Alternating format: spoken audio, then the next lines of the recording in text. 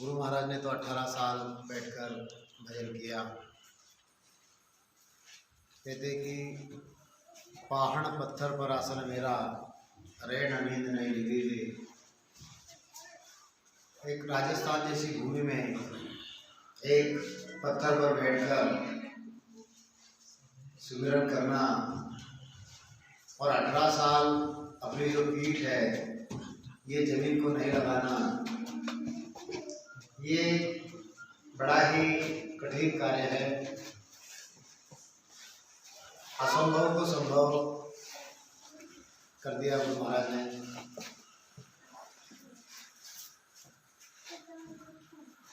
और गुरु महाराज ने ये जो किया सारा, ये हम जीवों के लिए किया। ये जो भजन हम करते हैं, ये जो सुमिरन हम करते हैं, इसका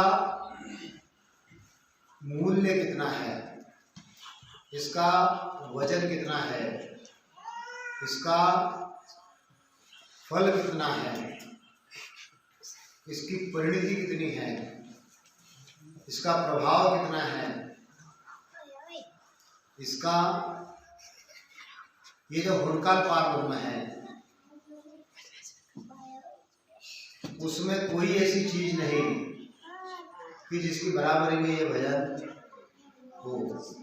भजन का मतलब सुमिरन से है जी। तो आदि सतगुरु सुखराज महाराज कहते हैं, एक घड़ी आदि घड़ी हर को ध्यान धरे, एक घड़ी आदि घड़ी हर को ध्यान धरे,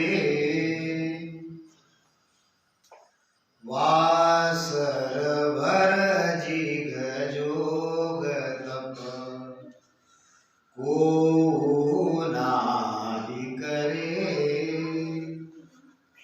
वासर भर जिग जोग तप को नाही करे, एक घड़ी आदि घड़ी हर को ध्यान धरे। यह जो घड़ी है, यह जो प्रहर है, यह जो पल है, यह जो क्षण है, ये जो शब्द हम सुनते हैं, यह है क्या? ये समय नापने का एक एकक है। जैसे हम अनाज, हमको अगर गिनना है तो सेर से तोलते हैं, मण से तोलते हैं, क्विंटल से तोलते हैं। ऐसे ही समय तोलने का, समय गिनने का जो एकक है वो है ये घड़ी, पल, मिनट, घंटा। तो देखिए, प्रहर जो होता है कि एक दिन में 8 प्रहर होते हैं और एक पूरा दिन जो है वो 64 घड़ी का होता है। कितना? 64 घड़ी का। अब 64 घड़ी को हमने अगर 8 प्रहर से अगर उसका भाग किया तो 60 मिनट का 1 घंटा होता है। 24 घंटा उसको अगर हम 60 मिनट से अगर गुणा करते हैं तो 1440 मिनट होते हैं। कितना? 1440। और 1440 मिनट को अगर हम 68 घड़ी से अगर भाग देते हैं तो वह 22.5 मिनट उसका परिणाम आता है। यानी एक घड़ी कितने समय की हो गई? 22:30 की एक घड़ी। अब गुरु महाराज क्या कहते हैं, एक घड़ी आधी घड़ी, 22:30 नहीं तो आधी घड़ी यानी 11:15 मिनट। हर को ध्यान धरे। हम लोग गृहस्थी है, हमारे हाथ में काम चाहिए और मुंह में राम चाहिए, क्योंकि हम तो सारा काम धंधा छोड़कर भजन नहीं कर सकते, क्योंकि गृहस्थी का भार है, कुछ जिम्मेदारियां है। लेकिन जो साधु संत है वो तो अपना घर बार छोड़कर बस दिन भर भजन करते हैं। तो वो जो भजन करते हैं वो भजन, और हम जो भजन करते हैं ये भजन, इन दोनों में क्या विशेष अंतर है, ये गुरु महाराज समझाते हैं। एक घड़ी आधी घड़ी, हर को ध्यान धरे, वासर भर जिग जोग तप। 22 मिनट नहीं तो 11 मिनट अगर हमारा भजन होता है, अगर हमारा सुमिरन होता है, तो वासर भर, जीग यानी यज्ञ, जोग यानी योग, और तप यानी तपस्या,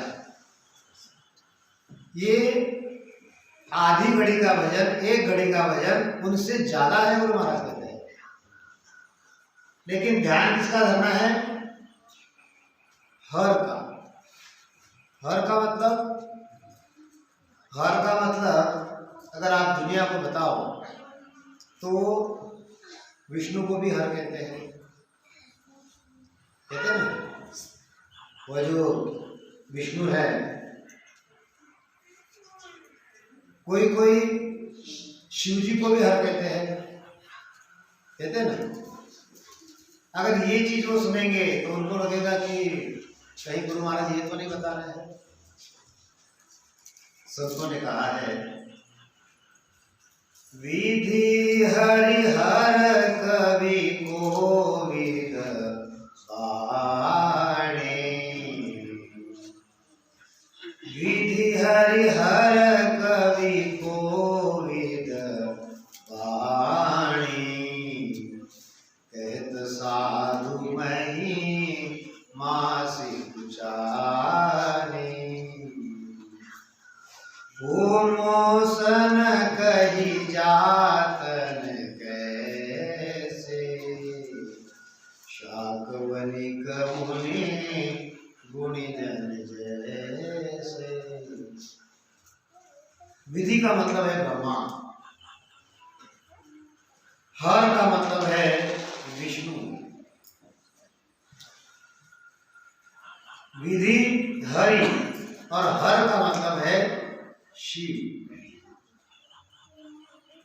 विधि हरि हर, ब्रह्मा विष्णु महादेव।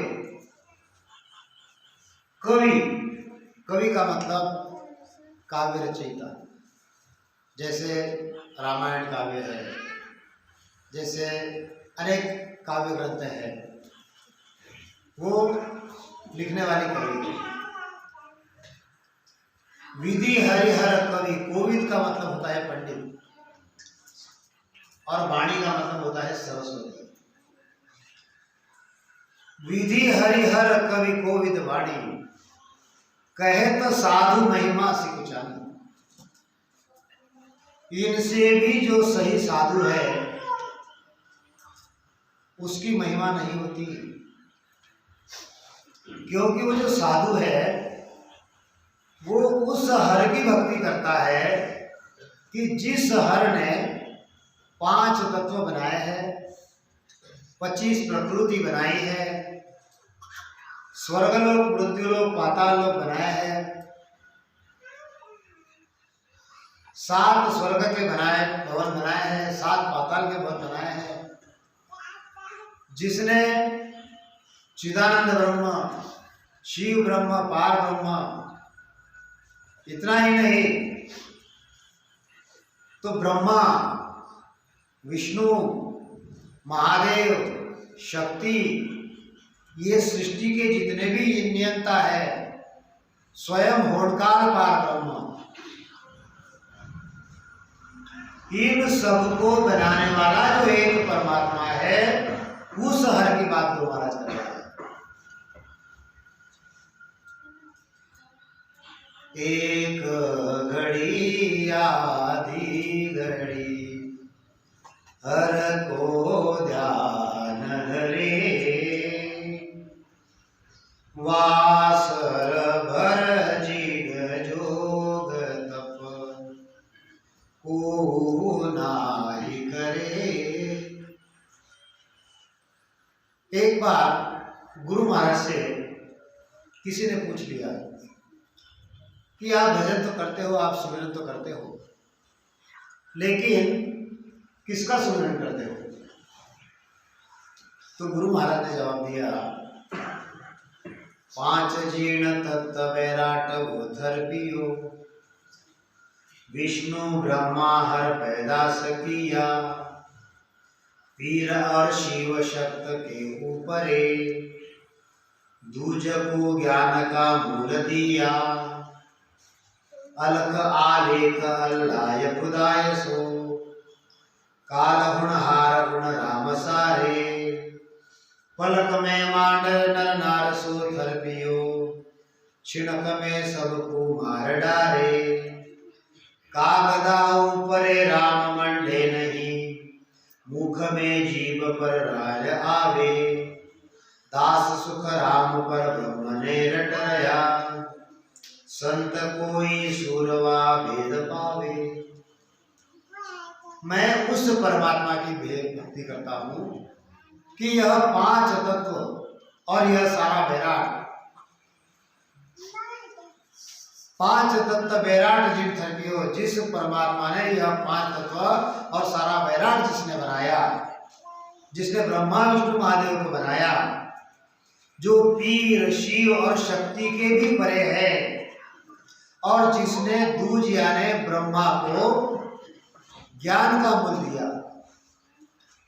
ये सृष्टि कैसे उत्पत्ति करनी है, इसको कैसे रचना करनी है, कैसे इसको चलाना है, ये सारा ज्ञान ब्रह्मा को दिया। जो काल है और जो होनहार है, ये सब के सब जो है उस राम के सहारे है, उस परमात्मा के सहारे है।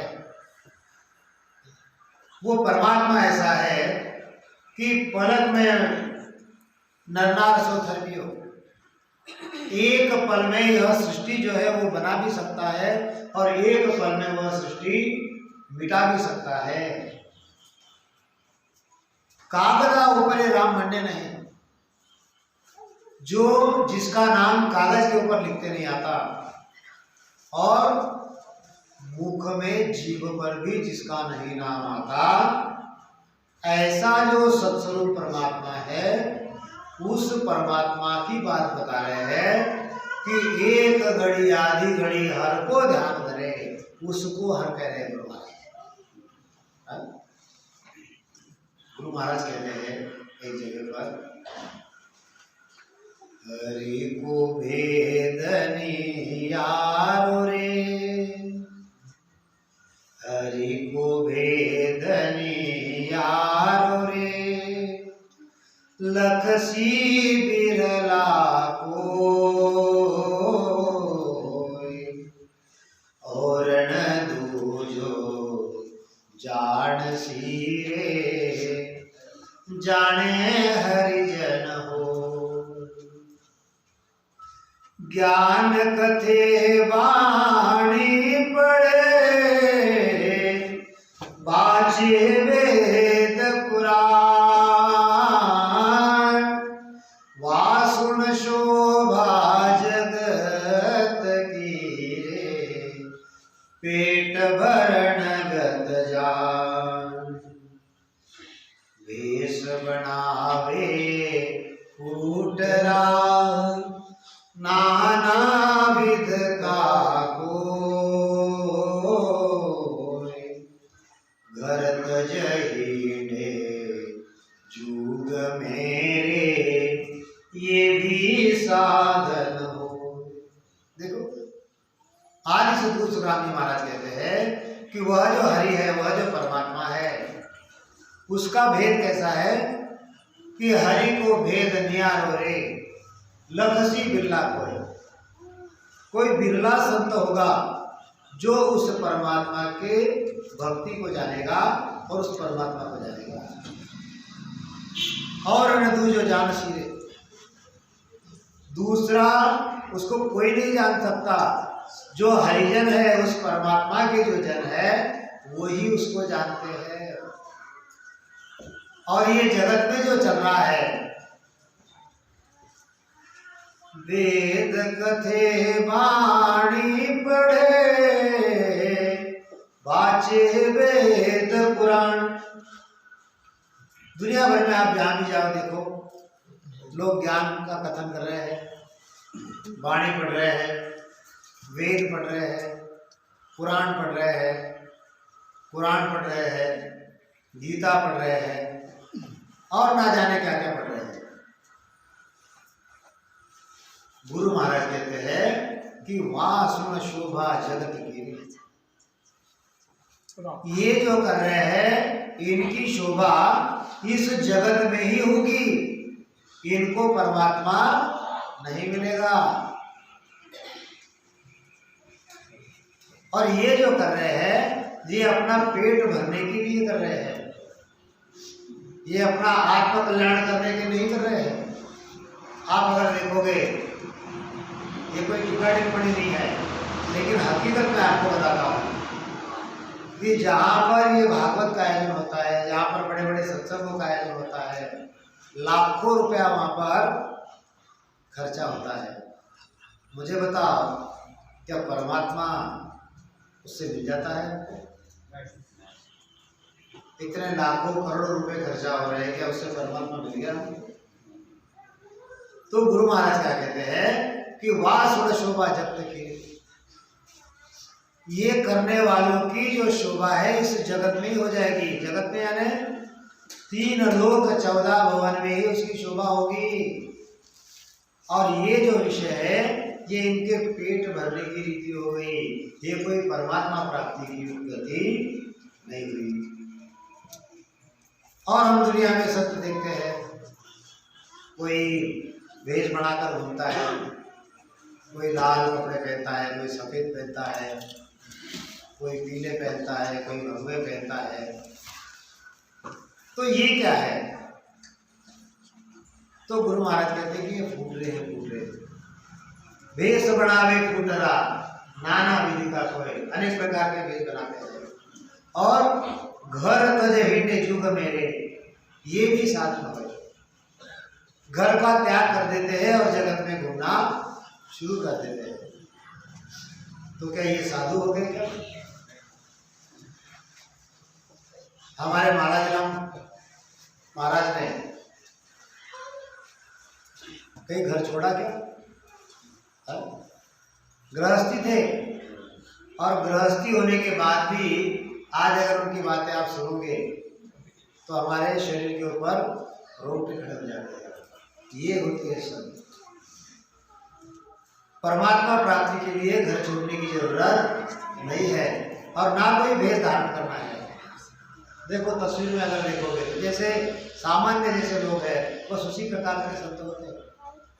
उसके लिए कोई भेष नहीं बनाना पड़ता, उसके लिए कोई आडंबर नहीं करना पड़ता, उसके लिए कोई भागवत नहीं पढ़नी पड़ती, उसके लिए कुछ और नहीं करना पड़ता। बस बढ़िया एक जगह पर जाओ, बैठे रहो और सुमिरन करो। इसके अलावा दूसरा कुछ करना नहीं है, क्योंकि वो जो परमात्मा है, वो परमात्मा हमारे अंदर ही है। गुरु महाराज ये जो भटकने वाले जो है, इनसे एक बात कहते हैं। क्या कहते हैं? सरगुण सेवा बंदगी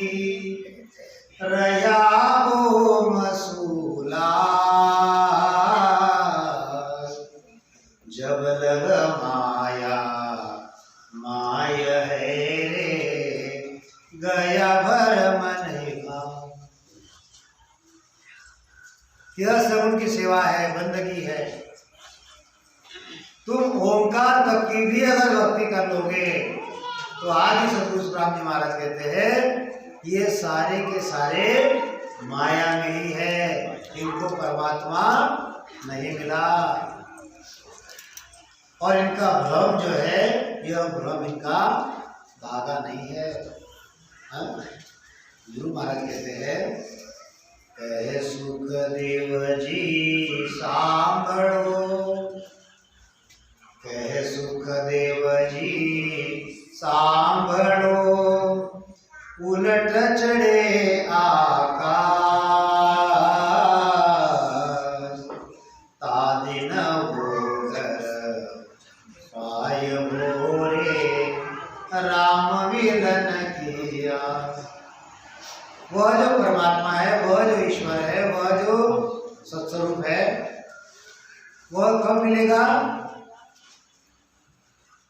उलट चढ़े आकाश, इसी शरीर में राम नाम का स्मरण करके, कंठ में वह नयनचर प्रकट करके, पश्चिम की दिशा से जब वह आकाश के ऊपर चढ़ने लगता है, ता दिन वो घर पाए हुए, उस दिन वह परमात्मा का धर्म को मिलेगा और वह राम मिलने की आशा हमारी पूरी होगी। तो ऐसे जो राम, जिनको राम मिला है, वो कैसे है? वो बिरले ही है, क्योंकि उनको वो हर मिला है और वो उस हर का ध्यान रखते हैं। क्या कहते हैं महाराज?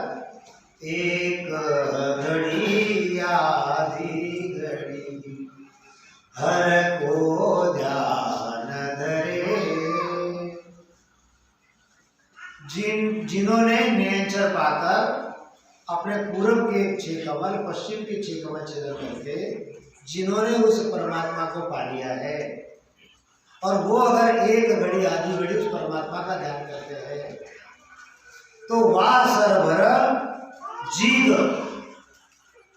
जीग का मतलब क्या? जीग का मतलब है यज्ञ। अब यह जो यज्ञ होते हैं दुनिया में हम देखते हैं, क्या ये एक प्रकार का यज्ञ होता है क्या? यज्ञ जो है यह प्रमुख 2 प्रकार के होते हैं। एक यज्ञ जो होता है वह श्रौत यज्ञ होता है, और एक यज्ञ जो होता है वह स्मार्त यज्ञ होता है। श्रोत का मतलब क्या? श्रोत का मतलब है जो श्रुतियों में कहा गया है, वह श्रुतियों से प्रतिपादित जो मंत्र प्रयोग किया जाता है। श्रुतियां कहाँ पर है? श्रुतियां वेदों में है। वेदों की श्रुतियों में जो मंत्र है, उस मंत्रों से जो यज्ञ किया जाता है उसको श्रोत यज्ञ कहते हैं। और दूसरा जो यज्ञ है वह वैदिक, पौराणिक, तांत्रिक मंत्र प्रयोग से जो यज्ञ होते हैं वह स्मार्त में आते हैं। अब वेदों में जो है, वेदों में एक 5 प्रकार के ये जो यज्ञ है उनको एक विशेष स्थान दिया गया है। जैसे अग्निहोत्रम कहते हैं, एक यज्ञ होता है अग्निहोत्र कहते हैं। एक 10 पूर्णमासों, वह एक यज्ञ होता है। एक चतुर्मस्थानीय यज्ञ होता है, एक पशुयाग यज्ञ होता है, और एक जो होता है यह सोम यज्ञ होता है। अब ये जो यज्ञ होते हैं वेदों में जो मंत्र होते हैं, उन मंत्रों से प्रतिपादित कम से कम वह 19 प्रकार के यज्ञ बताए गए हैं। 5 जो है वो प्रमुख है, और ये वेदों में जो बताए गए हैं वो कैसे है? स्मार्त। स्मार्त का मतलब नित्य, रोज बिल्कुल सवेरे शाम सवेरे शाम सवेरे शाम यज्ञ करते रहना, उसको स्मार्त यज्ञ कहते हैं। अब एक जो होता है वह श्रोताधन यज्ञ होता है, वह जो पितृ संबंधी जो यज्ञ किए जाते हैं उसको श्रोताधन यज्ञ कहते हैं। एक दशभ्रूण होता है कि जो आजीवन यज्ञ किया जाता है, नहीं तो कम से कम उसकी अवधि जो है 30 साल की होती है। कितनी? 30 साल की अवधि होती है। एक जो होता है चातुर्मास्य यज्ञ होता है, जो 4 महीने चलता है, यानी 120 दिन चलता है। एक जो यज्ञ होता है वह पशु यज्ञ होता है, उसकी विशेषता जो होती है वह सिर्फ संक्रांति के दिन किया जाता है। कौन से दिन? संक्रांति के दिन किया जाता है। एक जो होता है वह सौम यज्ञ होता है, सौम, यानी वह 1 दिन में पूरा हो जाता है। एक जो यज्ञ होता है वह वाजपेय यज्ञ होता है, वह शरद ऋतु में ही करते आता है, उसके अलावा वह यज्ञ नहीं करते आता। एक राजस्व यज्ञ होता है, हमने सुना है राजस्व यज्ञ के बारे में। जैसे राजा को चक्रवर्ती होने की जो उपाधि मिलने वाली होती है उसके लिए वह राजस्व यज्ञ किया जाता है। और एक जो यज्ञ होता है वह अश्वमेध यज्ञ होता है। अश्वमेध यज्ञ कैसा होता है कि वो भी राजा के लिए होता है, लेकिन वह सार्वभौम राजा, सार्वभौम यानी यह सारी भूमि जो है, इस सारी भूमि का वह राजा, सार्वभौम राजा, उस विशेषण के लिए वह यज्ञ होता है। एक अश्वमेध यज्ञ होता है जो मैंने भी बताया। एक सर्वमेध यज्ञ होता है जो 34 दिन के लिए चलता है। एक एकाह यज्ञ होता है जो 1 दिन में पूरा होता है।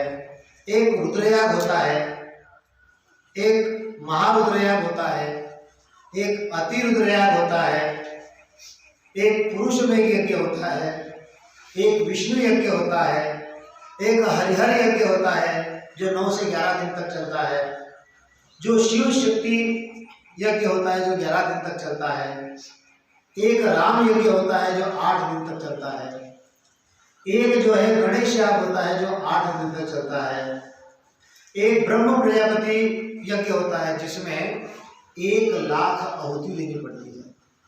कितनी? 1 लाख आहुति। एक जो यज्ञ होता है वह सूर्य याग होता है। सूर्य याग में 1 करोड़ की आहुति देनी पड़ती है। कितनी? 1 करोड़ की। एक दुर्गा यज्ञ होता है, वह 9 दिन का होता है। 9 दुर्गा हमारे यहाँ पर बैठती है, 9 दिन यज्ञ चलता है।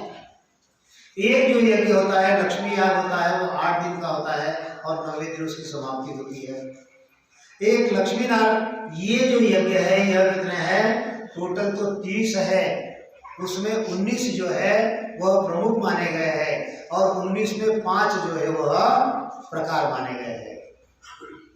अब मुझे बताओ, ये तो हो गया यज्ञ का। एक घड़ी आधी घड़ी हर को ध्यान धरे, वासर भर जीग जोग तप। एक घड़ी यानी 22.5 मिनट और आधी घड़ी यानी 11 मिनट। उस परमात्मा का अगर हम ध्यान करते हैं तो उसके बराबरी का ये जो मैंने सारे यज्ञ गिनाए, ये उसकी बराबरी नहीं कर सकते, इतना वह महत्वपूर्ण है। यह तो हो गया जीग। और योग होता है, योग जो जीग जो योग कितने बताया गीता में? 18 योग बताया ना। राज श्री कृष्ण ने गीता में कितने बताए? 18 योग बताया कि जैसे राजयोग, कर्मयोग, संन्यास योग, सांख्य योग, विज्ञान योग, ज्ञान योग, ध्यान योग आत्म संयम योग, ब्रह्म योग, विभूति योग, रूप दर्शन योग, भक्ति योग, क्षेत्र क्षेत्रज्ञ विकास योग, त्रिगुणात्मक विभाग योग, पुरुषोत्तम योग, देवसुर संपत्ति विभाग योग, श्रद्धात्रय विभाग योग और मोक्ष योग। अब मुझे बताओ, ये योग साधने के लिए कितना समय लगेगा? हमको अगर एक यज्ञ अगर करना है तो एक यज्ञ के लिए कितने महीनों पहले तैयारी करना शुरू होते हैं। कई लोग उसमें जुड़ जाते हैं, फिर वो ब्राह्मण आते हैं, फिर उसमें वो भाग लेने वाले आते हैं, उसमें आहुति का सामान लाया जाता है, उसमें खर्चा होता है, उसमें काम धंधा बंद होता है, सारे के सारे उसमें लगे रहते हैं। वहाँ पर ब्राह्मण भोजन होता है, वहाँ पर पंगत चलती है, वहाँ पर भंडारा होता है, दुनिया भर के काम होते हैं। और इतना भी करेंगे तो उससे वो परमात्मा मिलता है क्या? अब योग अगर साधना है, एक योग अगर साधेंगे तो उसके लिए कितना समय लगेगा? एक योग साधने के लिए पूरी जिंदगी निकल जाती है, फिर भी वह योग जो है उससे साधा नहीं जाता। और गुरु महाराज कितना सरल बताते हैं, एक घड़ी आधी घड़ी हर को ध्यान धरे, वासर भर जीव जोग नाहि करे। अब ये जो योग बताए यह तो कृष्ण ने बताया, लेकिन एक राजयोग होता है, एक भक्ति योग होता है, और एक जो होता है वह असल राजयोग होता है, जो हमारा राजयोग। और अगर योग आपको देखना है तो ब्रह्मा जो है, ब्रह्मा का सांख्य योग है, गुरु महाराज ने बताया हुआ।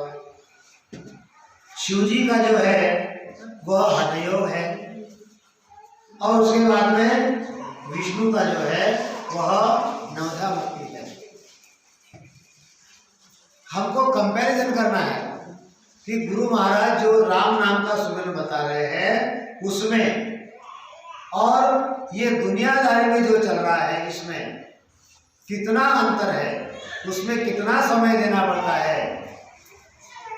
उसके लिए लोग घर बार छोड़ देते हैं और घर छोड़ के बाहर निकल जाते हैं और योग साधना के लिए अपने आप को तैयार करते हैं। लेकिन उतना सब छोड़ के अगर सिर्फ श्वासों श्वास में हम एक 11 मिनट अगर भजन कर लेते हैं, एक 22 मिनट भजन करते हैं, तो ये इन सब से वह चीज जो है वह ज्यादा है। हमने क्या क्या चीज देखी? हमने तो ये सारी बातें देखी, तो वह यज्ञ हमने देखे कितने प्रकार के यज्ञ है। दूसरी बात हमने योग देखे कितने प्रकार के हैं। अब योग में जो प्रमुख योग जो 3 है वह कौन से है? तो वह ब्रह्मा का सांख्य योग। अब ब्रह्मा का सांख्य योग अगर आप धारण करने का प्रयास करोगे तो उसके लिए आपको क्या करना पड़ेगा बताएं? सांख्य योग साधना करने के लिए अष्टोप्रहर मतलब 24 घंटे एक ब्रह्म से आपको लीव लगानी पड़ेगी। इतना ही नहीं, यहाँ पर जितने भी देह है, सिर्फ मनुष्यों के नहीं, प्राणी मात्र है, भूमि है, जो भी है, जो भी तुम देखोगे, यानी जो भी आत्मा आपकी दृष्टि में आएगा उसको आप देव समझोगे। किसी का द्वेष, किसी की निंदा, किसी से वैरभाव आपको बांधना नहीं है। सेवा अगर करनी है तो एकदम सहज करनी है, निस्वार्थ सेवा करनी है। पाप पुण्य जो है वह एक समान मानना है। करनी कर्म जो है वह स्वयं नहीं करना और दूसरों को भी नहीं करने, मना ही नहीं करना। कोई क्रिया करनी है खुद तो नहीं करना, लेकिन अगर कोई कर रहा है तो उसको मनाही भी नहीं करना। आदि में हर के अलावा दूसरा कोई नहीं है, इस प्रकार से मानना।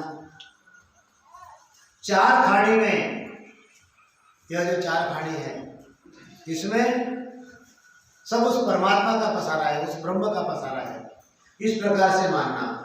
कोई द्वितीय भाव नहीं मानना। माया और ब्रह्म क्या है, वह एक ही है। जैसे समुद्र है और समुद्र की लहर है, लहर समुद्र से अलग नहीं है, ऐसे ही वह ब्रह्म जो है उससे उत्पन्न हुई ये माया है। ये माया वापस उस ब्रह्म में जाकर मिल जाएगी। इस प्रकार से मानना पड़ेगा। संसार के जो दुख है, जो फिक्र है, जो सोच है, वो सब एक समान मानेगा। और जीव जो है यह अटल अविनाशी है। जैसे शरीर हम वस्त्र बदलते हैं, वैसे वह आत्मा जो है वह शरीर बदलता है। ऊंच नीच जाति जो है वह एक समान मानेगा और सर्वत्र उस ब्रह्म को जानेगा। इतना सब करेगा तब उस ब्रह्मा में जाकर हम विलीन होंगे। इतना समय है हमारे पास में। गुरु महाराज तो उससे आगे की बात बता रहे हैं। ये ब्रह्मा का सांख्य योग साधना करने वाले इतनी कठिन तपस्या करते हैं और इतनी कठिन तपस्या करने के बाद में उस ब्रह्मा के देश में जाते हैं। और वो जो ब्रह्मा है वो क्या करता है, वह उस परमात्मा का ध्यान करता है। और गुरु महाराज क्या समझा रहे हैं, एक घड़ी आधी घड़ी हर को ध्यान धरे, वासर भर जिग जोग तप को नाही करे। हमने यज्ञ देखे, कितने? 30 यज्ञ देखे। 30 में से प्रमुख 19 यज्ञ सुने, उसमें से प्रमुख 5 यज्ञ सुने। हमने 18 योग देखे। उसके बाद में प्रमुख ये जो 3 योग है उसमें ब्रह्मा का सांख्य योग क्या है यह हमने सुना। अब गुरु महाराज कहते हैं कि यह सब करने वाला जो है यह केवल पद का रटन करता है। कौन? वह जो ब्रह्मा है। गुरु महाराज ने कहा, जे आमुगत वेद पढ़ोगे, ब्रह्मा ध्यान धरे क्या जोगे। जिस ब्रह्मा ने इस प्रकार का सांख्य योग बनाया है और सांख्य योग में ऐसी विधि डाल दी कि वो सब करने के बाद में ब्रह्मा में जाकर आप मिल जाओगे और वो ब्रह्मा स्वयं उस परमात्मा का ध्यान करता है जिस परमात्मा का ध्यान गुरु महाराज आपको करने के लिए बता रहे हैं।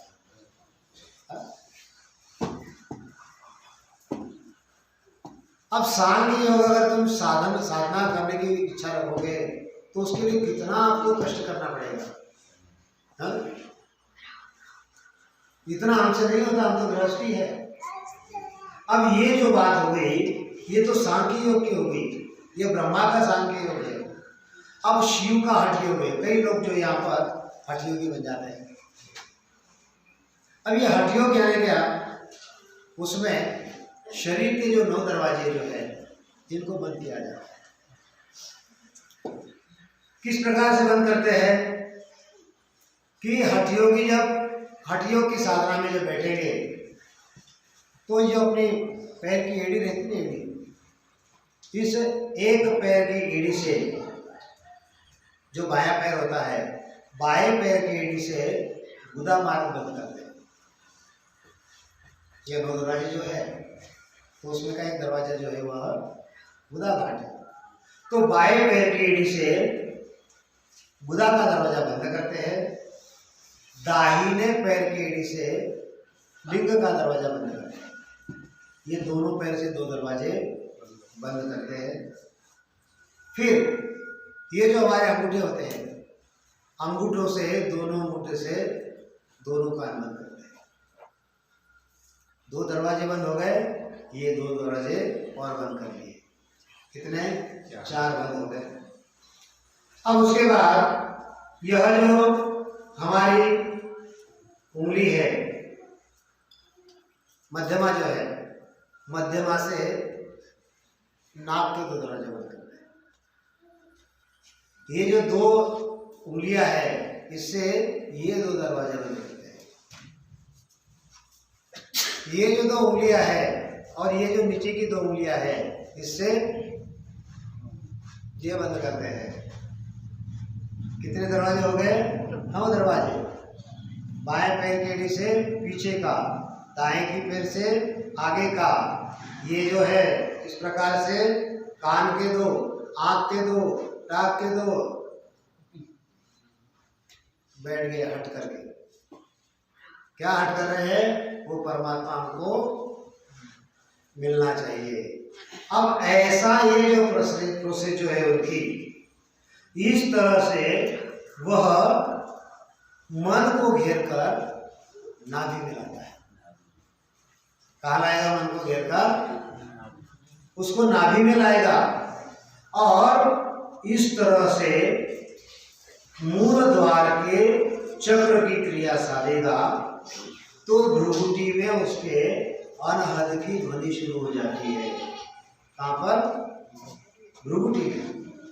भ्रुकुटी ये आने का रास्ता है, भ्रुकुटी ये जाने का रास्ता है। हम आए कहाँ से? हम आए भ्रुकुटी से आए। जब हम नहीं थे, जब हम यहाँ पर नहीं थे, तो पहले कहाँ थे? हम हमारे पिताजी के भ्रुकुटी में थे। वहाँ से हम हमारी माता के गर्भ में आए और उसके बाद ये हमको शरीर मिला। अब वापिस हम भ्रुकुटी में जा रहे हैं। जब भ्रुकुटी से आए वापिस भ्रुकुटी में जा रहे हैं, तो वहाँ से कभी ना कभी वापिस आना पड़ेगा ही।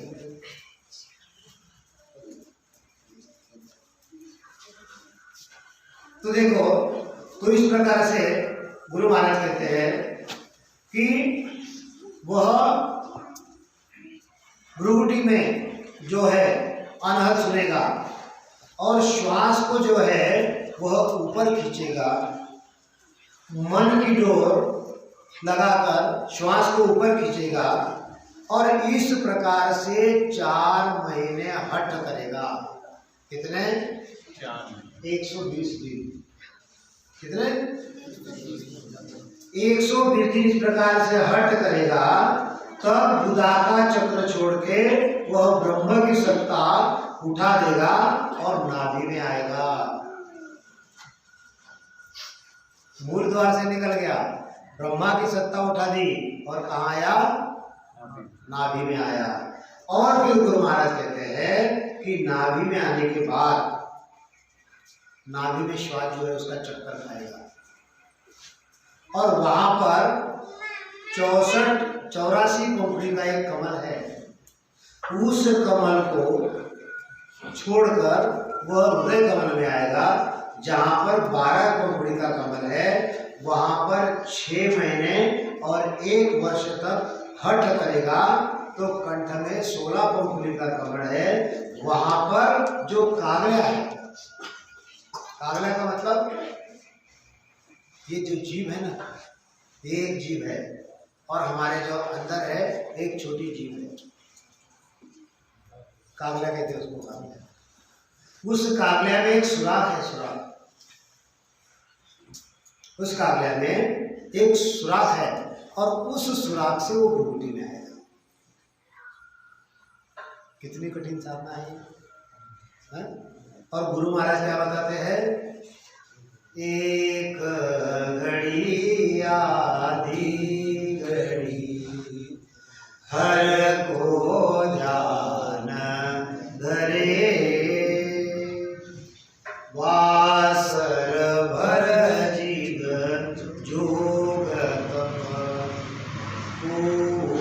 नाहि करे। अरे इतने ये यज्ञ के लिए इतना समय दे रहे हैं, योग साधना कर रहे हैं, योग के लिए इतना समय दे रहे हैं, ब्रह्मा का सांख्य योग है उसके लिए इतना समय दे रहे हैं, उसके बाद में हमने जो शिव का हठ योग देखा इसके लिए इतना समय दे रहे हैं, और इसके बाद में आता है विष्णु की नवोदया भक्ति। अब विष्णु की जो नवोदया भक्ति है वो किस प्रकार की है, ये जो गुरु महाराज बता रहे हैं, ये जो हठ योग साधना करते हैं या उसके बारे में गुरु महाराज ने बताया है, ये जो हठ योग की साधना है, तो गुरु महाराज कहते हैं कि देखा देखी साजे योग, तो चीजे काया और उपजे योग। कोई हठ योगी होगा उसके पास जाकर अभ्यास करने के बाद में ही वो हठ योग जो है आप साध सकते हो। अगर आपने बिना गुरु का या बिना हठ योगी का उसको साधने का प्रयोग किया तो आपकी काया जो है वह क्षीण हो जाएगी और आपको रोग लग जाएगा। रोग कितना कठिन कार्य है, लेकिन फिर भी ये अब ये कुंभ चल रहा है हमारा काम हरिद्वार में, वहां पर आप जाके देखो कैसे कैसे हठ योगी आए हुए। हठ के बारे में गुरु महाराज और बताते हैं। हठ कौन करता है, ये जो छोटे बच्चे हैं ना, ये बच्चे हठ करते हैं और वो हठ उनको शोभा भी देता है। कोई बड़ा आदमी अगर हठ कर दे तो हम उसको क्या करते हैं, हम हंसते थे, अरे ये तो इतना बड़ा हो गया फिर भी हठ कर रहा है।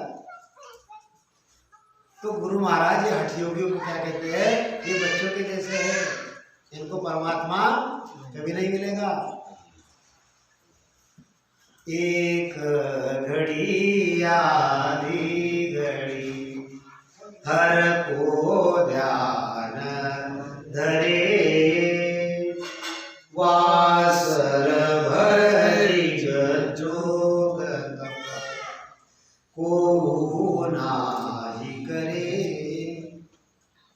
एक घड़ी 22.5 मिनट, आधी घड़ी 11.15 मिनट, हर को अगर वह ध्यान धरेगा तो उसके बराबरी का इस जगत में जो जीग बताए 30 प्रकार के यज्ञ, उसमें प्रमुख 18 यज्ञ और उसके 5 प्रकार, 18 प्रकार के कृष्ण ने गीता में बताए योग, और उसके बाद में 18 योगों को छोड़कर ब्रह्मा का सांख्य योग, शिव का हठ योग और विष्णु की नवधा भक्ति। अब ये नवधा भक्ति कैसे करते हैं, 9 प्रकार की भक्ति है, इसको नवधा भक्ति कहते हैं। उसमें पहला जो विषय है वह श्रवण है, कानों से सुनना। उसके बाद कीर्तन, जो नाम है उस नाम का संकीर्तन करना। तीसरा जो है, जो इष्ट है, विष्णु जो इष्ट है उसका सुमिरन मुख से नित्य करना। पाद सेवा यानी पैरों की सेवा, उसको चंदन लगाना, अर्चन करना, पूजा करना, उसकी वंदना करना, नित्य मंदिर में जाना, दास भाव रखना, सबके भाव रखना। सबके मतलब बिना कपट से मैत्री रखना, आत्मनिवेदन, आत्मा से निवेदन करना, कीर्तन करना, कान से सुनना, टहल करना, इतना सब करोगे। गुरु महाराज कहते हैं इतना सब करने के बाद क्या मिलेगा आपको, आपको 4 प्रकार की मुक्ति मिलेगी। और 4 प्रकार की मुक्ति वो कैसे मिलेगी, जब वह तन मन अर्पण करेगा, भक्ति साधना करेगा, संसार के सुखों की वंचना नहीं करेगा, जगत के सुखों की वंचना नहीं करेगा, मन की मूठ जो है वह विष्णु में रखेगा, सेवा के समय मौन रखेगा, मन को विष्णु के चरणों में लगाएगा, दूसरों की सारी सुख बिसरेगा। आगे जो कोई अगर शस्त्र चलाते भी हुए आ गया और वो पूजा पाठ में बैठा है तो उसके ऊपर वह शस्त्र नहीं चलाएगा। मूर्ति धोकर उसका चरणामृत लेगा, प्रसाद लेगा। रामचंद्र कृष्ण इनके मूर्ति की पूजा करेगा। शालिग्राम जो है वह धोकर, शालिग्राम पत्थर आता ना, उसको धोकर उसका पानी प्राशन करेगा। और इतना सब करने के बाद वापिस 84 में आना पड़ेगा।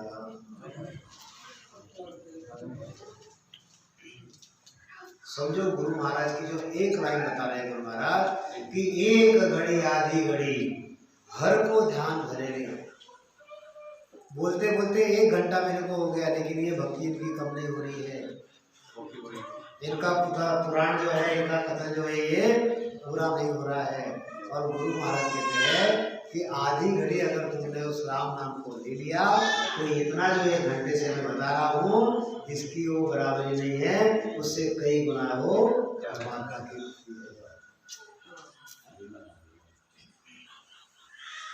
और ये सब करने के बाद इतना भी तुम कर लोगे फिर भी आपकी 84 नहीं कटेगी।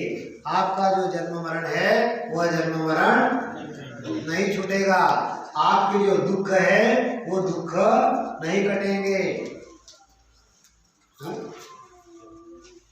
एक घड़ी आधी घड़ी हर को ध्यान धरे, वास भर जिग जोग तप ओ नाहि करे। हमने जीग देखा, यज्ञ देखे, योग देखे, अब हमको तप देखना है कि तप कितने प्रकार का है। 1 घंटा तो इनको लग गया, अब देखिए तप को कितना टाइम लग रहा है। ये तो सिर्फ बोलने की जानकारी की बात बता रहा हूँ, करने में तो बड़ा, जैसे बताया कि एक यज्ञ अगर हमको करना है तो एक यज्ञ करने के लिए कितने लोग जुट जाते हैं, उसमें कितनी सामग्री लग जाती है, कितने लोग काम धंधे छोड़ के उसमें जुट जाते हैं। और ये तो इतने प्रकार के योग यज्ञ हमने को देखे, कोई 30 दिन चलता है, कोई 9 दिन चलता है, कोई सिर्फ संक्रांति के दिन चलता है, तो कोई सिर्फ फागुन मास में चलता है, तो कोई सिर्फ दिन में 3 बार चलता है, तो कोई फिर सुबह शाम और प्रतिदिन चलता है, कोई 30 साल तक चलता है।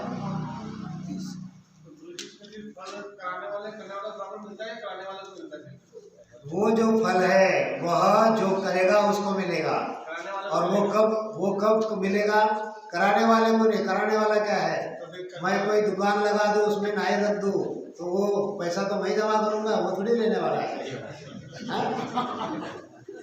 जो करेगा वही लेगा ना, ऐसा रहता हो। अब ये क्या है, इन्होंने भरमा दिया कि भाई तुम अभी तो आज कोरोना पीरियड में मैंने देखा हरिद्वार में आपको गंगा में नहाने की जरूरत नहीं है, वो कैन आपके घर में भेज देंगे, 5 किलोमीटर की कैन आपके घर में भेज देंगे, आप उसी से नहा लेना। आप उनको 1100 रुपये दे दो, 2100 रुपये दे दो।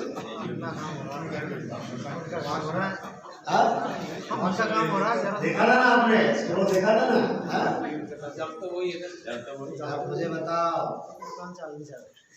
और लोग भी ऐसे है कि वहाँ पे 2100 रुपये दे रहे हैं। अब मुझे बताओ, मैंने वो कहाँ का पानी, अब यहाँ पर अगर जल, यहाँ पे तुम्हारे अजमेर में या कहीं पे गंगा का जल देना है और मैंने उसको मंगा लिया, उसने अगर यही अपने बाहर ये हाथा लगा हुआ है, इसका ही जल दे दिया, तो मैं कहाँ भेजने वाला हूँ ये गंगा का है। दुनिया भर माय भुलानी। आजकल तो ऐसा है कि तुम घर में बैठो, हम यहाँ पर होम यज्ञ कर लेंगे और उसका फल आपको मिल जाएगा। यानी तुम घर में बैठो, मैं होटल में चले जाऊंगा, खाना खा लूंगा, पेट भर जाएगा, चलेगा फिर? आप पैसे दे दो सिर्फ, कैसे होगा? ये दुनिया ऐसी है। गुरु महाराज जो समझा रहे हैं कि एक घड़ी आधी घड़ी हर को ध्यान धरे रे, वासर भर जिग जोग तप। अब ये जो तपस्या है, तप का मतलब क्या है? तपश्चर्या। तपश्चर्या का मतलब क्या है? शरीर को ताप देना, शरीर को ताप देना। शरीर शरीर में मन है तो मन को भी ताप देना, शरीर में इंद्रिया है, इंद्रियों को भी ताप देना। और वो कितने दिन? 12 साल तक। एक तप कितने साल का होता है? 12 साल तक मन को भी तकलीफ दो और इंद्रियों को भी तकलीफ दो। हमने उदाहरण देखा है, 60,000 साल विश्वामित्र ने तपस्या की थी। आदि तपस्या उसने अपने गुरु को दी थी और फिर कहने लगा कि मेरा गुरु जो है वो तो ठगा है, उसने मुझे ठग लिया। और फिर उसका न्याय किसने मोड़ा? वो जो शेष था, उस शेष ने कहा कि ये जो वसुंधरा है और इसका वजन मेरे पर ज्यादा हो रहा है, थोड़ा इसको पकड़ के तो देख। तो उसको तो बड़ा अभिमान था कि हाँ 30,000 साल की तपस्या मेरे पास में है, 30,000 साल के गुरु को दिया तो कुछ ही बिगड़ गया। उसने जब वो वसुंधरा को पकड़ा तो जाने लगा नीचे। अरे बोले इसका वजन, बोले लगा दे तेरे पास क्या है? तो बोले 30,000 साल की तपस्या लगा दी, फिर भी उसका वजन कम नहीं हुआ। बोले और क्या बचा है? बोले वो तो ठकड़े को दे दिया, वापिस ले ले, वो भी लगा दे, वो भी लगा दी, फिर भी उसका वजन कम नहीं हुआ। बोले कुछ बचा है क्या? हाँ वो ठकड़े ने एक पल की सत्संग दिया था तो वो लगा दे। जैसे ही पल भर की सत्संग दे दी तो सुधरा। आदि सद्गुरु राम जी महाराज।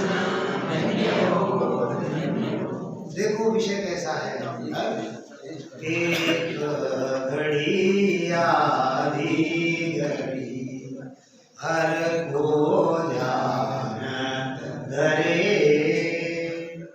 वासर भर जीव जोग तप को नाही करे। अब देखो ये जो तप है, तप कितने हैं? गीता में 3 तप बताए गए। और ये जो जैनी मुनि जो है ये भी तपस्या करते हैं, ये भी तप करते हैं। तो इन्होंने 2 भेद से 12 प्रकार के तप का वर्णन किया है। उनका जो तप होता है एक बाह्यंगी तप होता है और एक जो तप होता है वह अंतरंगी तप। अब बाह्य रंग का जो तप है उसमें क्या है? तो अनशन यानी अन्न का त्याग करना, बराबर है। उसके बाद उनोदक, उसके बाद व्रत परिसंस्थान, उसके बाद रस परित्याग, फिर विविक्त शयासन और काया क्लेश। काया क्लेश यानी शरीर को क्लेश देते।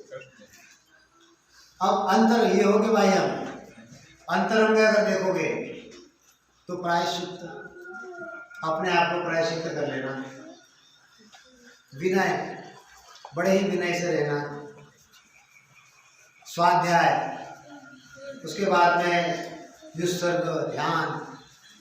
इतना करने के बाद भी बाह्य तप करो या अंतर का तप करो, आप जीग करो, जोग करो या तप करो, इतना करने के बाद भी गुरु महाराज ने तो ढूंढे के सवाल होता है ना जैनी मुनि को, मैं तुझ बुझूरे ढूंढिया। अरे ढूंढिया, मैं तुझसे पूछ रहा हूँ ये तू क्या कर रहा है? अब देखो विषय कैसा होता है, ये सारी परंपरा चलती है हमारी पास। पहले ये जो तीर्थंकर बन के गए ये तो राजा थे, और राजा होने के बाद उन्होंने अपने कर्म जो है वह चुन चुन कर दिया, अपने राजस्व का उन्होंने त्याग कर दिया और जंगल में चले गए। जहाँ जैसा पानी मिल गया, नाले का पानी मिल गया, पी लिया। अब उनका देख देख कर ये पानी में राख मिलाते हैं और वो पानी पी गए। अरे अभी तो बिस्लरी मिल रही है ना भैया, और राख का पानी पीने की जरूरत है?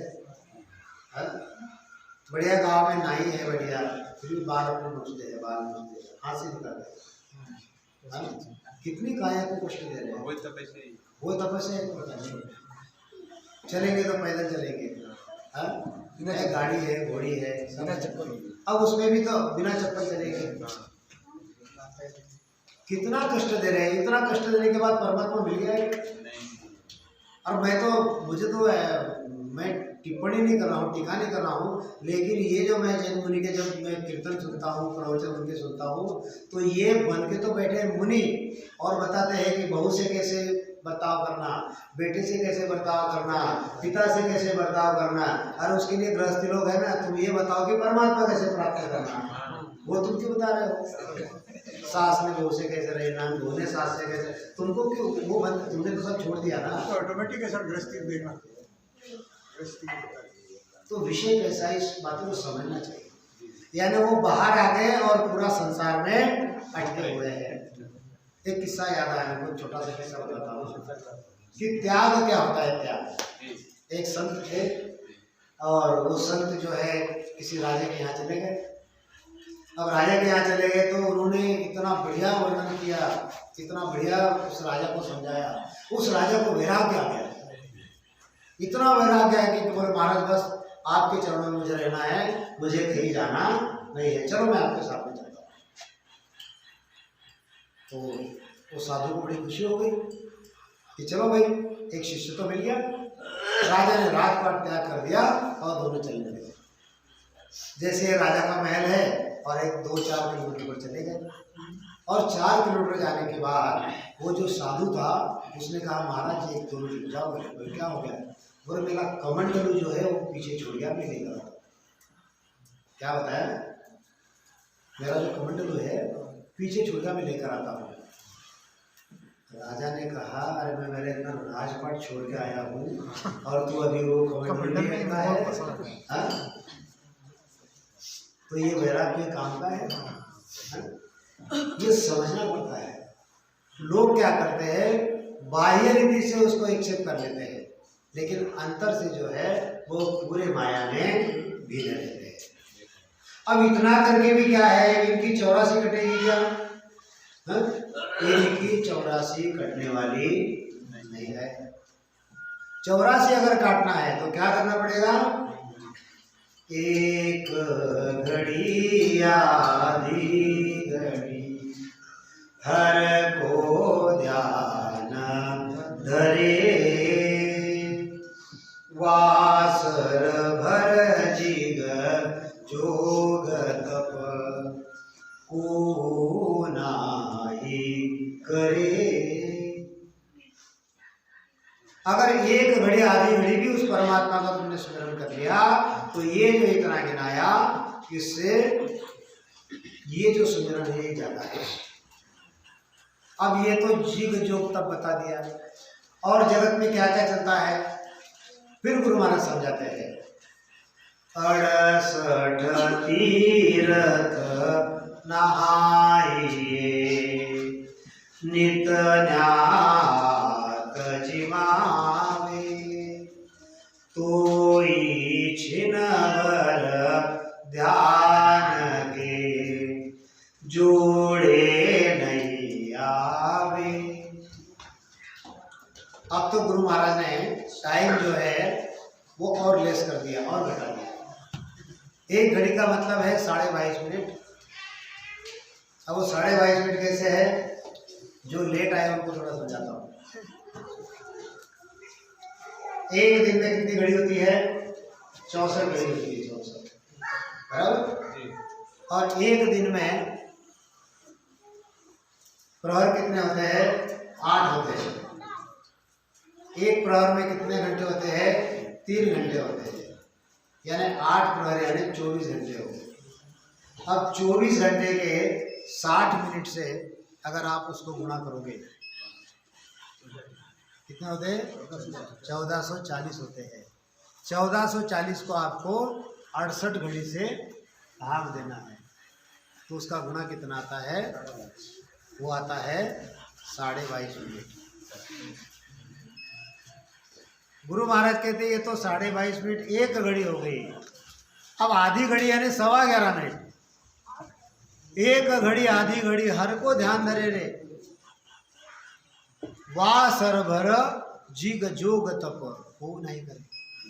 इस दुनिया में यह जो जीग है, जोग है और तप है, ये कोई नहीं कर सकता अगर तुम एक 11 मिनट राम नाम का सुमिरन करो।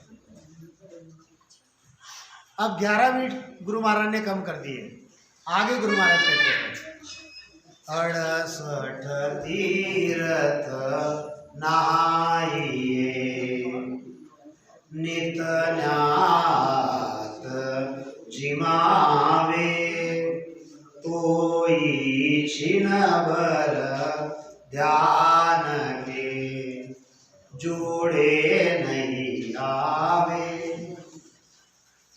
चलो ठीक है, आप 11 मिनट सुमिरन मत करो, सिर्फ एक क्षण भर उस मालिक को याद करो, उस सतस्वरूप परमात्मा को आप याद करो। लोग कितने तीर्थ नहाते हैं? 68 तीर्थ नहाते हैं, 68। अगर 68 तीर्थ अगर गिनाने जाऊं मैं आपको, मेरे को खोजना था कि 68 तीर्थ कौन से, जरा देखेंगे, क्योंकि हमको तो एक ही तीर्थ मालूम है, सासू तीर्थ, ससुरा तीर्थ और तीर्थ साला साली है, और दुनिया के सब धाम जुटे और पूरा तीर्थ घरवाली है। हमको तो एक ही तीर्थ पता है। अब ये 68 तीर्थ कौन से है, जरा मैं आपको देखो वो गिनो एक एक करके। काशी, प्रयाग, नैमिषारण्य, गया, कुरुक्षेत्र, प्रभाग, आपके अजमेर के पास जो है पुष्कर, विश्वेश्वर, अट्टाहास, महेंद्र, उज्जैन, मरुकोट, शंकुकर्ण, गोकर्ण, रुद्रकोट, स्थलेश्वर, हर्षित, वृषभध्वज, केदार, मध्यमेश्वर, संपूर्ण, कार्तिकेश्वर, राजेश्वर, कनखल, भद्रकर्ण, दंडक, चिदंडा, कृमिजंजाल, एकाग्र,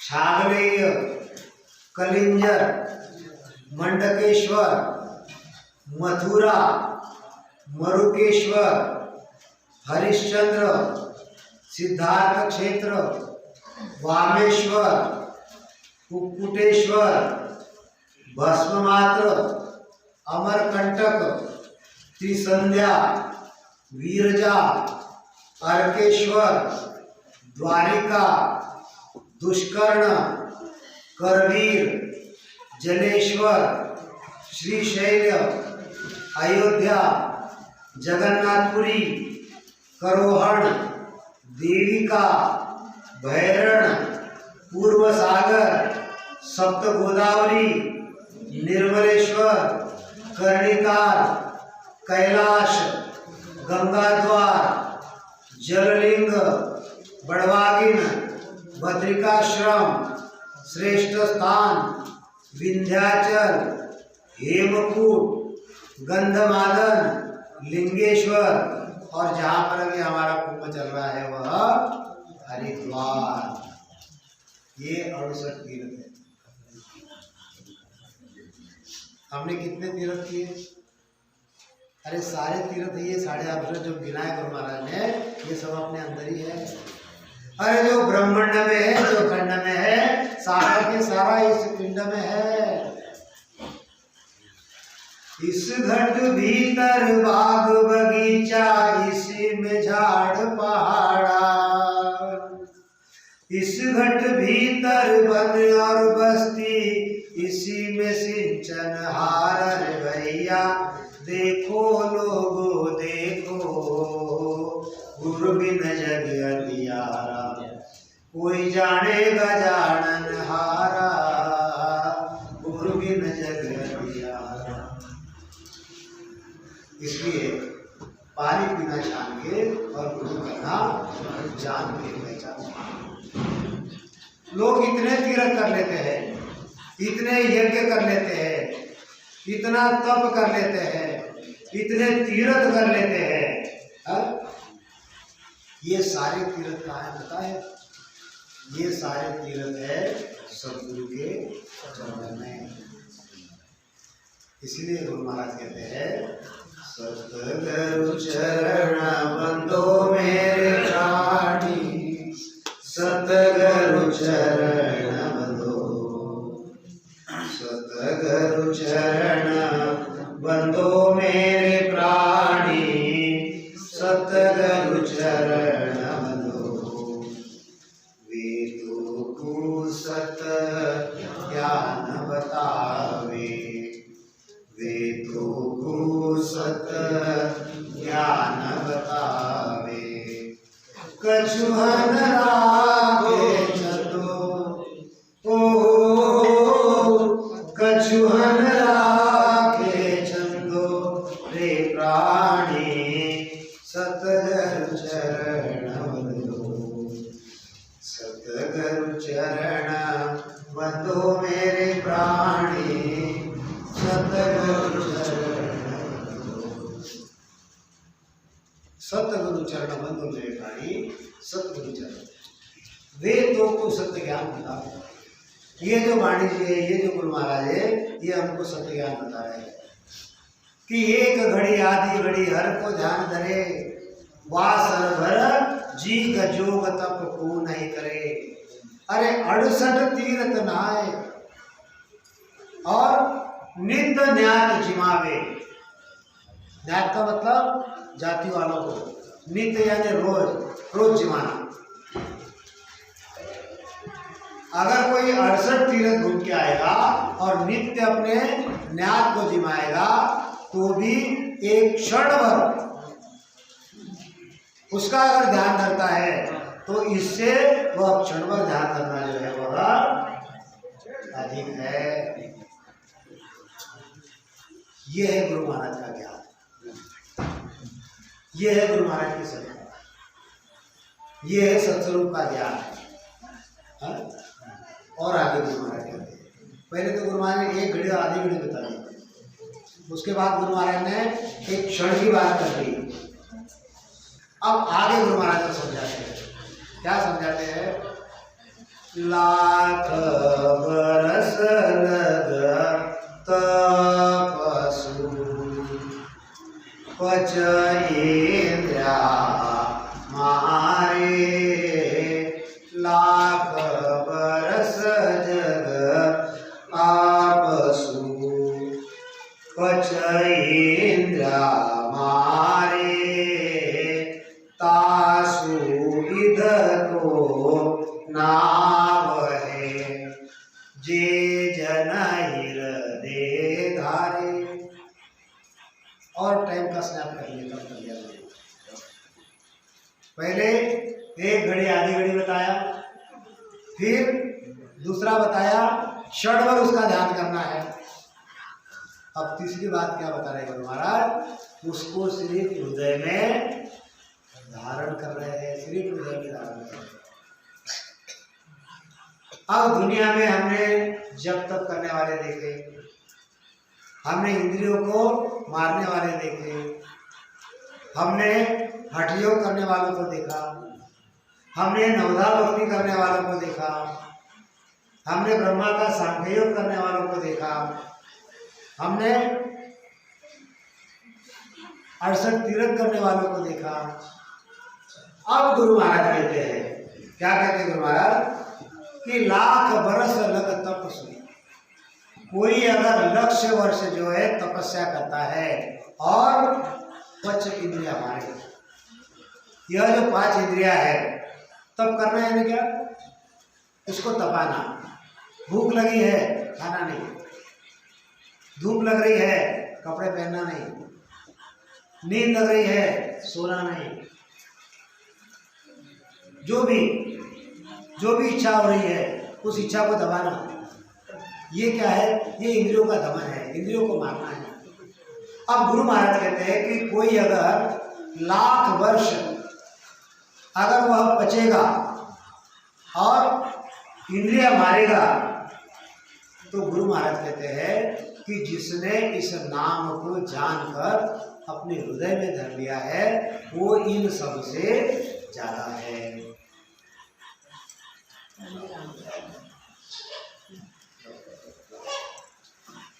आदि सदगुरु राम जी महाराज ने संत श्री माला राम जी महाराज ने धन्य हो राम सभा में राम। अब देखो गुरु महाराज कहते हैं कि लाख वर्ष तक अगर कोई तपस्या करता है और अपने इंद्रियों को मारता है, दमन करता है, तो भी गुरु महाराज कहते हैं कि जो कोई सिर्फ हृदय में यह नाम धारण लेता है कि हाँ राम नाम बस, इसके अलावा दूसरा कुछ नहीं। गुरु महाराज ने इससे बढ़कर बात की है एक जगह पर। गुरु महाराज कहते हैं कि कोई अगर इस भक्ति की महिमा अगर कर दे उसको वैकुंठ मिल जाता है। सिर्फ महिमा करने से, महिमा कर वैकुंठ आ जावे, गुरु महाराज कहते हैं। ये विष्णु की नवधा भक्ति हमने देखी, उस वैकुंठ में जाने के लिए पूरा जीवन जो है ये लोग व्यतीत कर देते हैं, और गुरु महाराज की अगर कोई महिमा कर देता है वो सीधा वैकुंठ में जाता है। कितना फर्क है, आप बोलो इन बातों को। जो हम सुमिरन करते हैं, जो भजन करते हैं, वो कितनी ऊंची चीज है, जरा समझो इस बात को। समय निकालो भजन के लिए। सत्संग एक कम सुना तो चलेगा, लेकिन सुमिरन रोज होना चाहिए। जितना सुमिरन करोगे उतना हमारा फायदा है, जितना सुमिरन करेंगे उतने हमारे कर्म कटेंगे, जितना सुमिरन करेंगे उतना हम संसार में सुखी रहेंगे, जितना सुमिरन करेंगे उतने हमारे सारे कार्य होते रहेंगे। गुरु देखो, आखिर हमको चाहिए कि हमको सुख चाहिए। सुख हमको यहाँ भी चाहिए और सुख हमको मरने के बाद भी चाहिए। सुख आप किसी भोले जीव को पूछ लो क्या चाहिए करके, क्या बोलेगा वो? सुख चाहिए उसको, और कुछ नहीं चाहिए। ये जो सारी दुनियादारी चल रही है किसके लिए चल रही है? सुख के लिए। कितने सुख है यहाँ पर? 1 2 3 4 और 5, छठवां सुख है नहीं यहाँ। ये 6 सुखों के लिए पूरा जीवन जो है, पूरा जीवन हम व्यतीत कर देते हैं, फिर भी हम सुखी नहीं बनते। और ये अगर करोगे, आप गुरु महाराज की भक्ति करोगे, ये भजन करोगे, राम नाम का सुमिरन करोगे, गुरु महाराज कहते हैं ऐसा चित मन चाहिए साहेब सुदिन रात, तब माने सुख राम कहे हरिजन की हर बात। ऐसा चित मन चाहिए साहेब सुदिन रात। यह चित्त और मन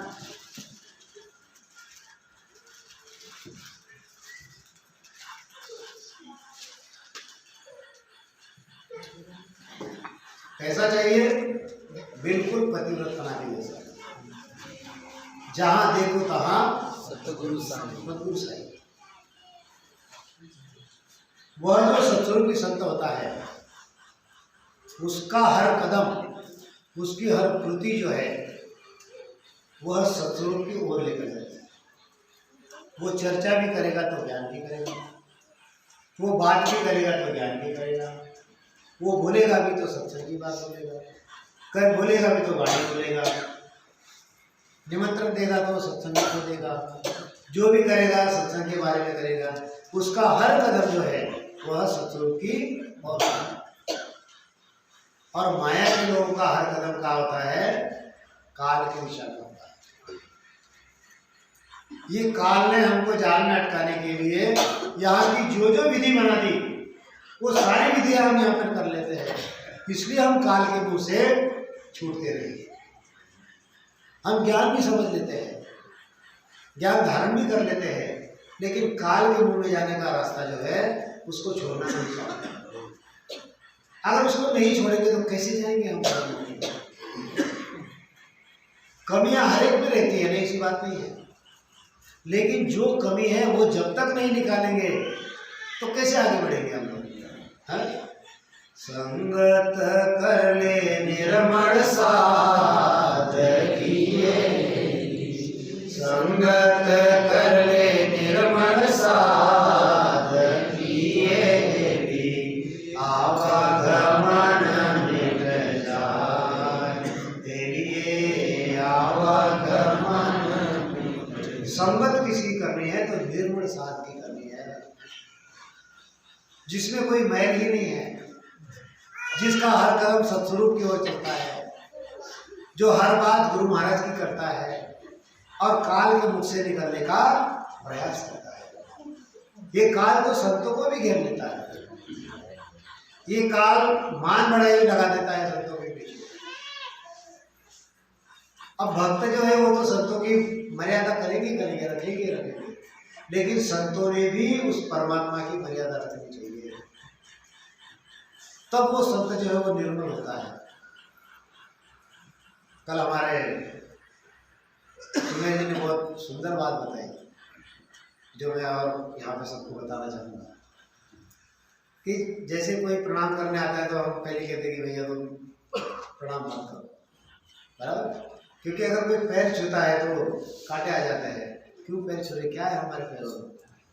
कुछ नहीं हमारे पैर, हम भी आपके जैसे ही हैं, लेकिन फर्क इतना है कि 24 घंटा हमारे दिल में गुरु महाराज का ही विचार रहता है, 24 आवर्स।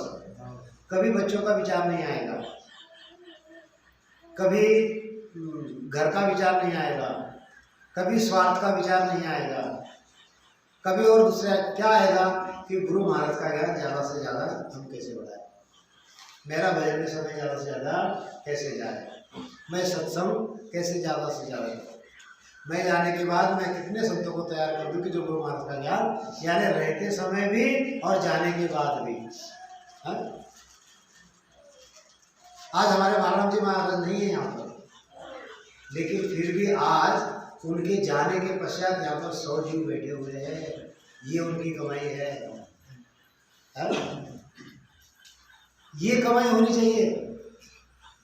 गुरु महाराज ने इतना सुंदर काम लिखी, सुंदर बात लिखी है, जहाँ पर हमारे बाप दादा परदादा जहाँ पर उनको अग्निदान दिया, वहाँ पर ढोर चल रहे हैं, ढोर, हाँ, वहाँ पर गधे चल रहे हैं, और जहाँ पर संतों की भूमि है वहाँ पर लोग आकर माथा नुआ रहे हैं। ये संतों की कमाई,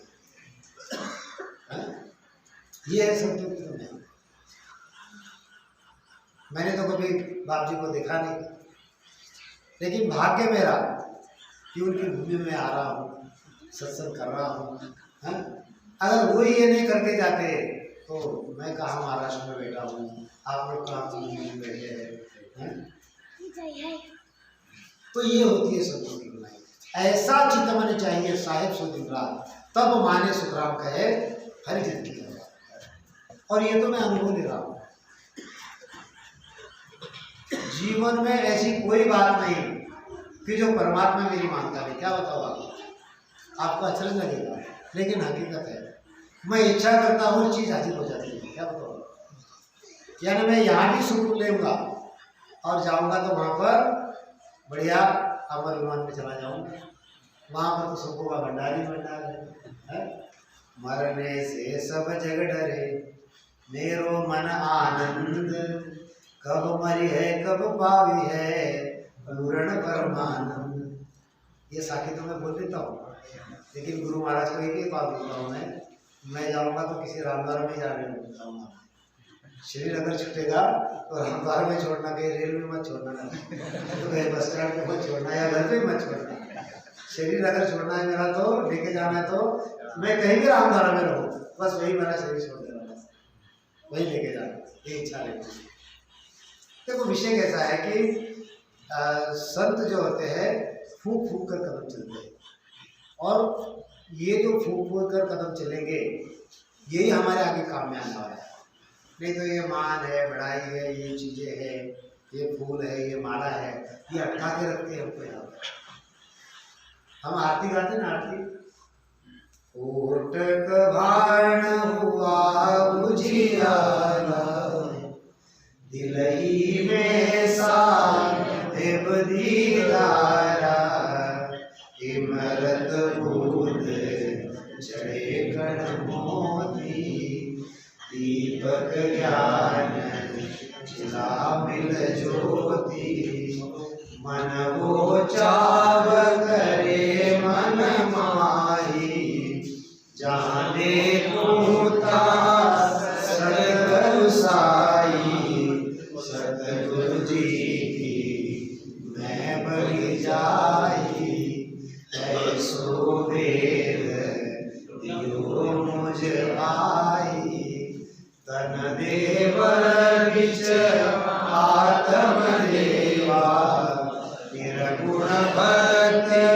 भजन ये देवा प्रेम फूल मन बोले आवे चित का चंदन ले चर्चावे सेवा वंदन आरती कीजे तन मन वार अमीरस पीजे सुरति सेवक निज मन माला भाव कबोचन। कितना सुंदर लिखा है। ये फूलों की जरूरत नहीं है, प्रेम फूल मन बोले आओ। उस परमात्मा से प्रेम हो गया, बस यही फूल चढ़ेंगे हमारे। बाहर से हम चंदन लगाते हैं, टीका लगाते हैं, अरे चित्त का चंदन चर्चाना चाहिए हमें। जो सेवा कर रहे हैं, जो वंदना है, वही हमारी आरती है। जिस दिन हम इस आरती को सद्गुरु सत्ता कहेंगे, उस दिन सही मायने में हमको ज्ञान समझा ऐसा समझना है। आपके लिए बताओ, सबके लिए बताओ, क्योंकि ये जो है ये सारा नौका विधान है। फूल ले आओ, नारियल ले आओ, हाँ लाना तो प्रसाद लाओ, बढ़िया खा लेंगे, एक टाइम में 2 टाइम खा लेंगे, एक थैली की 2 थैली लाओ। ब्राह्मण भोजन प्रिय, भूखे भजन न वही को पाला, और ले लो अपनी कट्टी मार। ये जो बाह्याडंबर है, इसको हमको छोड़ना है। संत जो होते हैं कैसे होते हैं, महाराज जी संत जो होते हैं कैसे होते हैं, क्या हमारे सामने बैठे। तो ये जो सादगी है, ये सादगी ही संतों में होती है। देखो, और उसका सुगंध आता है, उसका सुगंध आता है।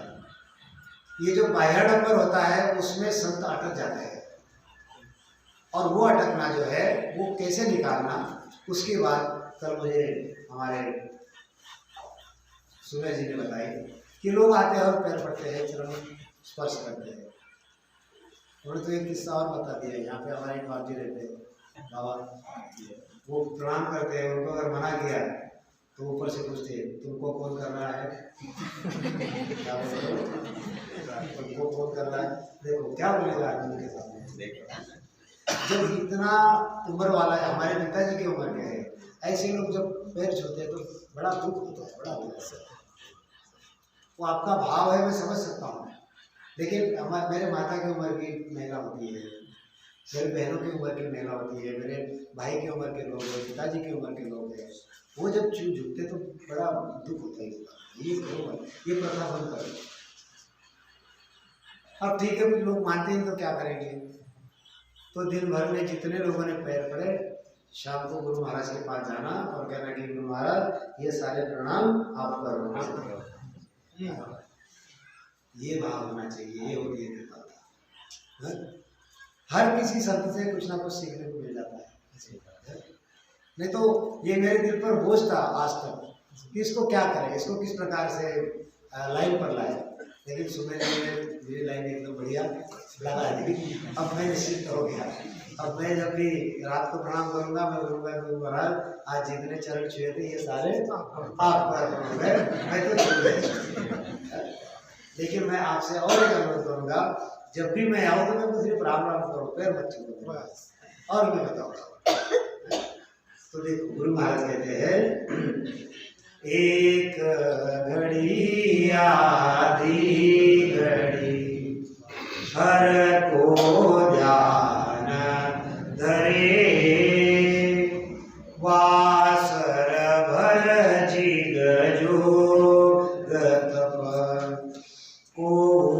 नाही करे, लाख बरस लग तपसु, पच इंद्रिया मारे, तो इधर को नावहे, जे जन हृदय धारे। अगर उस राम नाम की तपस्या करने वाला जो है, उससे अगर कोई इस नाम को हृदय में धारण कर लेता है, तो गुरु महाराज कहते हैं कि वो जो है वह उससे बड़ा है। गुरु महाराज ने एक जगह और लिखा है, तपस्या कर कर थक गया, तपस्या कर कर थक गया, तीरथ कर नर लोय, बिना भजन सुख राम कहे, पार न पहुँचे को। व्रत वास एकादशी, करता है निर्धार। क्या नहीं करता हो? अरे जप करता है, तप करता है, तीर्थ करता है, व्रत करता है, एकादशी करता है, वेद पढ़ता है, शास्त्र पढ़ता है, पुराण पढ़ता है, गीता पढ़ता है, भागवत पढ़ता है, कहीं मंदिर जाता है, कहीं मंदिर जाता है, कहीं गुरुद्वारे जाता है, कहीं और कहीं जाता है। अरे वो तो अपने अंदर ही बैठा है।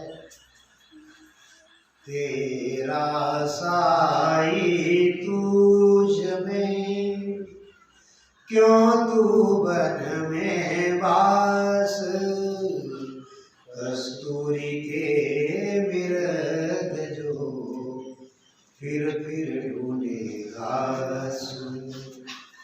क्या ढूंढ रहे बन बन, घट घट में समाया है, तेरे भीतर मेरे भीतर, उसकी तो छाया है।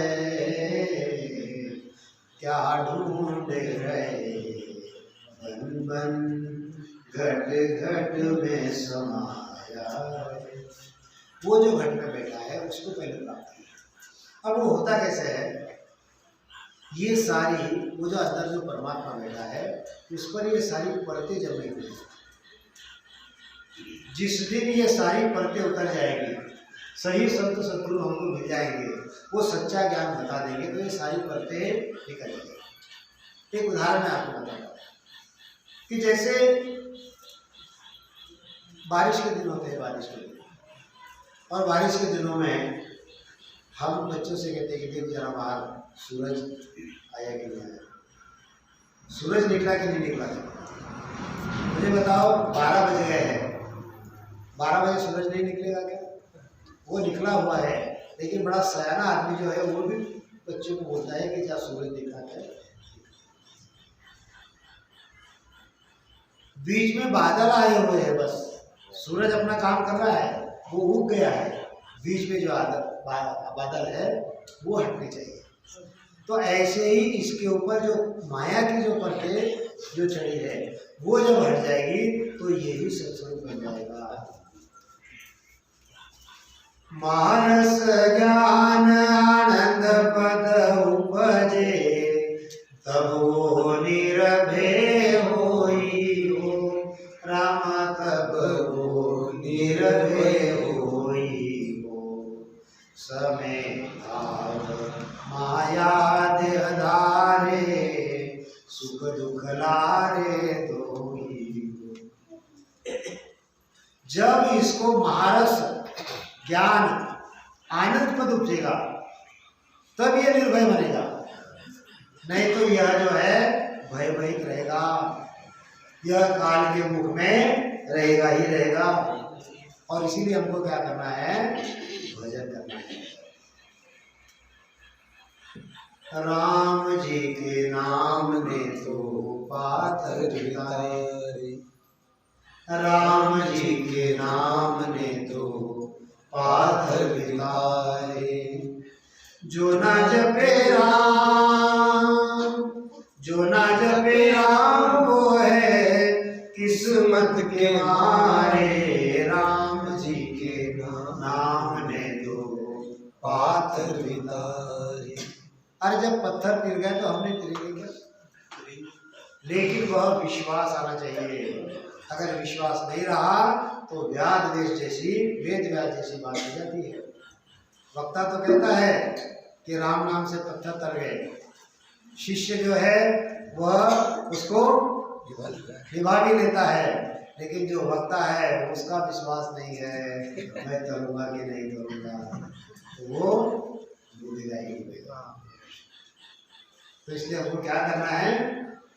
एक घड़ी आधी घड़ी हर को ध्यान धरे, वासर भर जीग जोग तप को नाही करे। हमने एक घड़ी आधी घड़ी की, उसके बाद हमने एक क्षण देखा, उसके बाद हमने सिर्फ हृदय में धारण करने की बात देखी। अब आगे गुरु महाराज क्या समझाते हैं? क्रोध जतन करनी करे, बिंद राखे माही। क्रोध जतन करनी करे, बिंद राखे माही। तोई सुख देव ईस नाव की, चितवन समनाही। कितनी बड़ी बात बता रहे हैं, कितनी बड़ी। अरे अगर कोई करोड़ जतन करके अपना बिंद अपने अंदर रखता है, वह बाहर नहीं निकलने देता है, इतना पक्का ब्रह्मचर्य पालता है, चाहे वह यति हो। ब्रह्मचारी और यति में फर्क होता है। ब्रह्मचारी जो होता है वह ब्रह्मचर्य का पालन करता है, लेकिन यति जो होता है, यति स्वप्न में भी अपना बिंद बाहर नहीं निकलता, उसको कहते हैं। और यति कितने हो गए? 6 यति, जिसमें नारद है, जिसमें कई लोग ऐसे ऐसे यति है। गुरु महाराज ने उनको भी यहाँ पर चपेट में ले लिया कि देखो, लाख बरस करण क्रोध जतन करणी करे, बिंद राखे माही। तोई सुख देव तोई नावती, चितवन समनाही। गुरु महाराज कहते हैं कि इस नाम का चितवन। अब चितवन का मतलब क्या?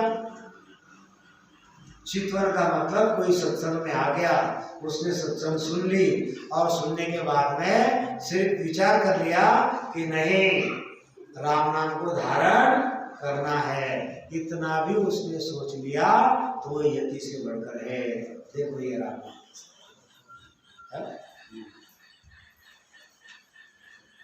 घड़ी 2 घड़ी की बात छोड़ दो, 3 घंटे की बात छोड़ दो, 24 घंटे की बात छोड़ दो, क्षण भर की बात छोड़ दो, सिर्फ हृदय में धारण करने की बात छोड़ दो, सिर्फ चितवन करो तो भी इसका इतना फल है। इतनी बड़ी बात जो है आपको सुभानी में हमारे मालाराम जी महाराज जो छोड़ के गए हैं, मैं तो कोटि कोटि उनको धन्यवाद दूंगा कि ऐसे संत हर गांव में आए और दुनिया को अपने साथ में।